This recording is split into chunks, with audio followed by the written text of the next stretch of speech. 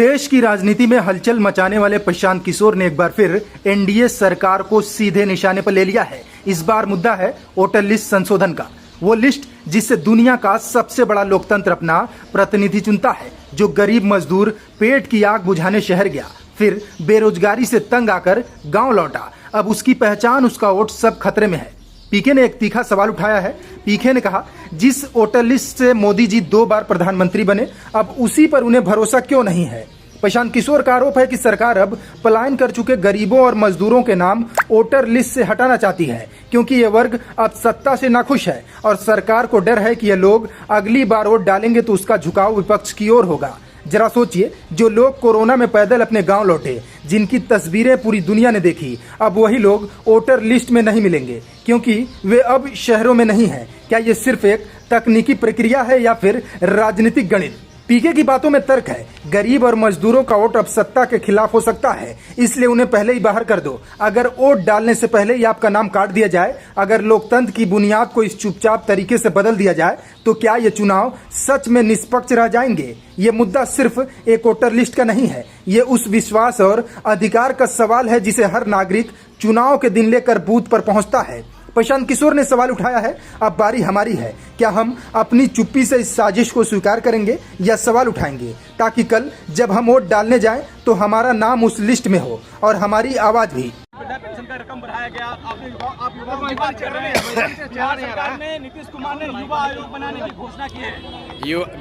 आप बिहार के युवाओं से पूछिए कि वो आयोग चाहता है कि रोजगार चाहता है।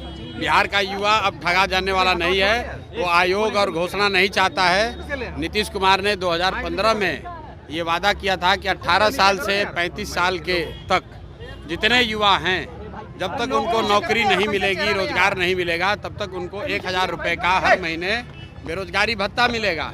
कोई भी युवा से पूछ लीजिए, आज तक 1 रुपया नहीं मिला है। तो युवा आयोग बनाने से कुछ नहीं होगा। आयोग बनाकर नीतीश कुमार के जो 4 चाटुकार मंत्री और अफसर हैं, वो अपने परिवार वालों को वहाँ नौकरी दिलवाएंगे।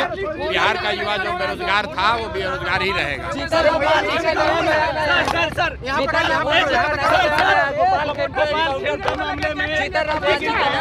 सर, गोपाल खेमका मामले में एक एनकाउंटर हुआ है। चिराग पासवान ने अपने सरकार पे सवाल उठाया है। भाई, इनकाउंटर हुआ है, अभी ये खबर आई है, उसकी पूरी जानकारी आने दीजिए, तभी उस पर कोई टीका टिप्पणी हो सकती है कि जिसने मारा था उसका इनकाउंटर हुआ है, किन परिस्थितियों में हुआ है। ये तो जब सारी जानकारी आएगी तभी उस पर कोई टीका टिप्पणी हो सकती है। सरकारी नौकरी महिलाओं को अरे किसने ये सब, आप लोग फालतू बात जो है, 2015 में महिलाओं को 30% सरकारी नौकरियों में आरक्षण पहले से है। ये नीतीश कुमार पहले ही क्या घोषणा फिर से दोबारा घोषणा करके बेवकूफ़ बना रहा है। बिल्कुल जो वोटर लिस्ट रिवीजन हो रहा है, ये गलत रिवीजन है। हम लोग की मांग है कि लोकसभा में जिस वोटर लिस्ट से चुनाव हुआ था, मोदी जी उसी से चुने गए हैं। तो अगर वो वोटर लिस्ट गलत है तो मोदी जी क्या फिर से अपना उपचुनाव फिर से आएंगे चुनाव में? तो जो, अरे रुको ना भाई, तो खाली सवाल पूछ लो। वोटर लिस्ट में जो संशोधन हो रहा है उसका हम लोग विरोध करते हैं और हम लोग की मांग है कि जो लोकसभा में वोटर लिस्ट इस्तेमाल किया गया था, उसको इसी चुनाव आयोग ने बनाया था, सारे जांच परख के बाद बनाया था। उसके आधार पर देश का चुनाव हुआ है, प्रधानमंत्री का चुनाव हुआ है। तो उसी वोटर लिस्ट को माना जाना चाहिए। उसमें अगर किसी की मृत्यु हो गई है, कोई पलायन कर गया है, तो उसका नाम काट दीजिए। जो 18 साल से ज़्यादा के लोग हैं उसका नाम जोड़ दीजिए। लेकिन फिर से रिवीजन करने का मतलब है कि बिहार के जो गरीब लोग हैं, जो बाहर रहते हैं, खासकर 50 लाख से ज़्यादा मजदूर जो सीधे एक ही बार दिवाली और छठ में आएंगे, उन सब का नाम वोटर लिस्ट से कट जाएगा। और इसका सीधा फ़ायदा सरकार को होगा, क्योंकि सरकार डरी हुई है कि जो लोग बाहर गए हैं, बिहार की व्यवस्था खराब होने की वजह से बाहर मजदूरी कर रहे हैं, रोजगार कर रहे हैं, वो आएंगे तो एनडीए के खिलाफ वोट देंगे। इसीलिए ये पूरा षड्यंत्र किया गया है।